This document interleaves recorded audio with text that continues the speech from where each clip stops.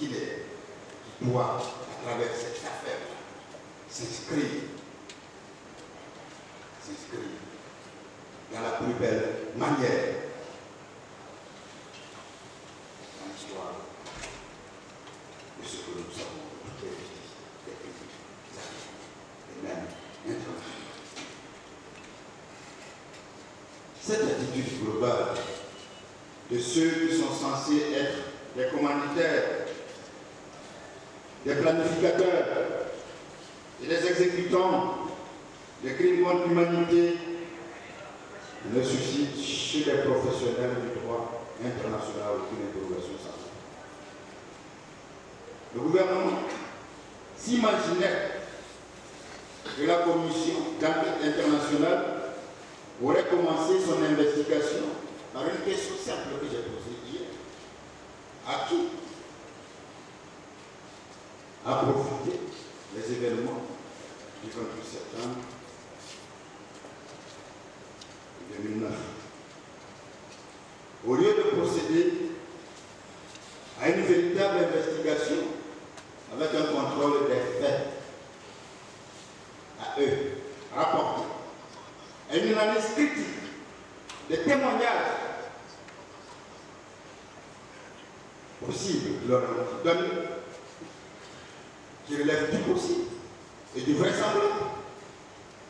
La commission a tout simplement décidé d'endosser la version échafaudée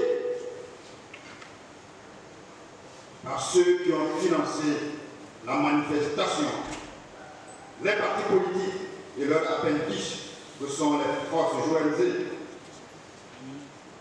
Et en réalité, Monsieur le Président, ne sont pas des journalisés, mais des ING. C'est-à-dire des individus non gouvernementaux qui vivent et survivent des subsides des bailleurs de fonds internationaux.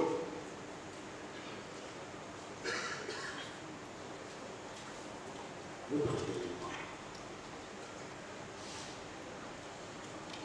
nous permet de vous indiquer pourquoi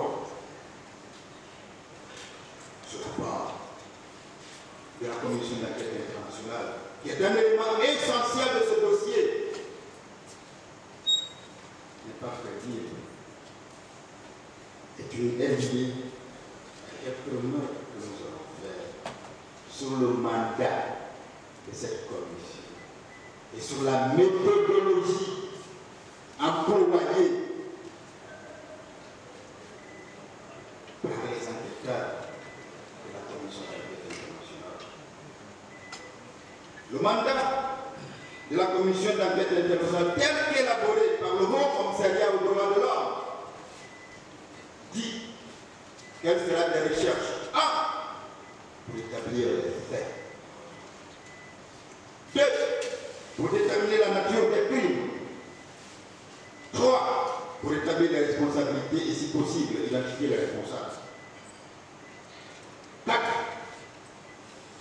Faire des recommandations. Voilà le mandat de la Commission d'enquête internationale quand elle a été chargée.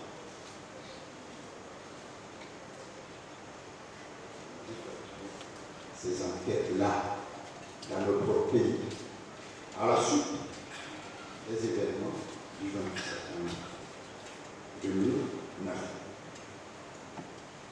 Pour mener donc les recherches, les commissaires, au nombre de 3,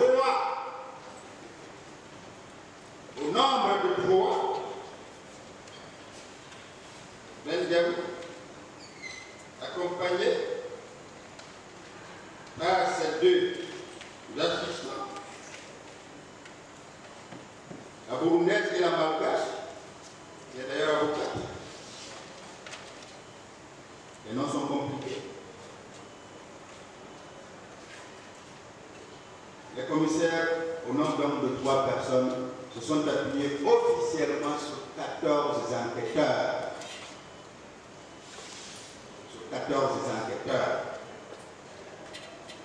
pour mener des investigations. Le Haut Commissariat aux droits de l'homme avait envoyé du 17 au 27 octobre à Dakar une délégation pour rencontrer, selon elle, des réfugiés guinéens de la société civile, des représentants de la CEDEAO, de l'ONU, l'Organisation des droits de l'homme et d'organisations internationales basées à Dakar. Les enquêteurs, à leur arrivée à Conakry, rencontrent les plus hautes autorités du gouvernement, le ministre de la Justice, le ministre de la Tutelle, le chef de cabinet du ministère des Affaires étrangères et des fonctionnaires du système des Nations Unies. Ils rencontrent aussi des membres des forces vives, des ONG, des droits de l'homme. C'est avec ces derniers, les partis politiques et les ONG des droits de l'homme, que la Commission convient d'une méthode, même pas avec le gouvernement, l'autorité légale, qui a accepté qu'elle soit investie par le Haut Commissariat des Nations Unies, donc par l'ONU.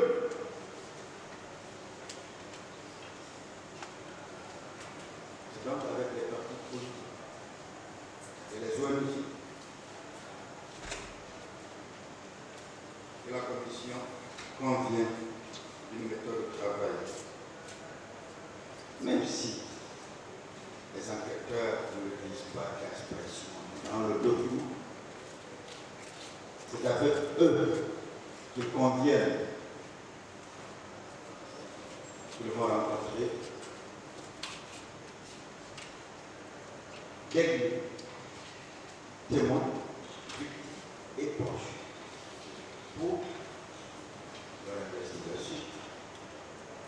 Les enquêteurs de la Commission disent aussi, en le justifiant par l'indiscipline dans les forces armées guinéennes, qu'ils ont décidé de minimiser le contact individuel avec ces personnes en évitant les entretiens dans leur lieu d'habitation ou de travail.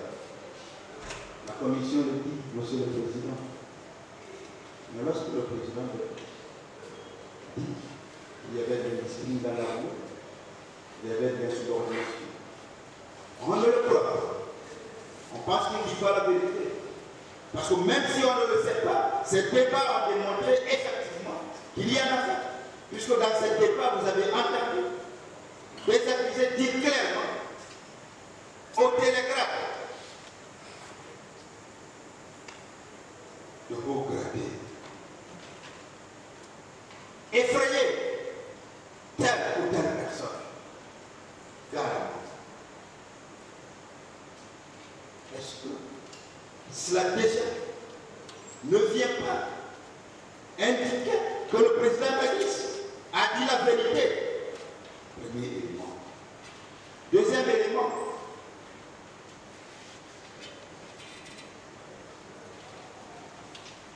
Lorsque une des parties civiles, Baouri, était là,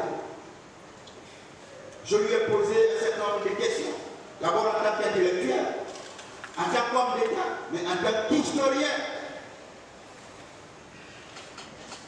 Vous avez démontré ici en quoi l'histoire politique de notre pays, quoi notre armée a des problèmes au niveau de la discipline. Pourquoi le président vous se refuse dans le défense? On le reproche et on a fait même un élément constitutif des faits pour lesquels il est ici. On reviendra sur ces éléments-là au cas par cas. On reviendra sur ces éléments-là au cas par cas. On peut préjuger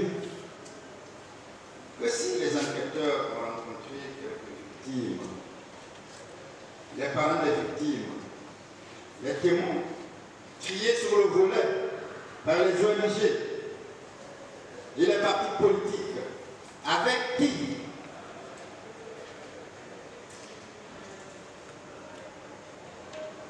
ils se sont convenus d'une méthode de travail. Ces rencontres ont eu lieu ou bien dans leur hôtel ou au siège de ces ONG ou de ces partis politiques. Ce sont les trois choses. Ou en Guinée, où ces enquêteurs ont été logés, et c'est bien, dans des hôtels, ou c'est au siège des partis politiques, ou c'est au siège des ONG, puisque c'est avec eux qu'ils ont convenu d'une méthode de travail, pas avec le gouvernement. On ne peut donc pas comprendre que le gouvernement guinéen, qui n'a pas été associé à la méthode de travail, soit celui-là qui laisse un espace pour le travail.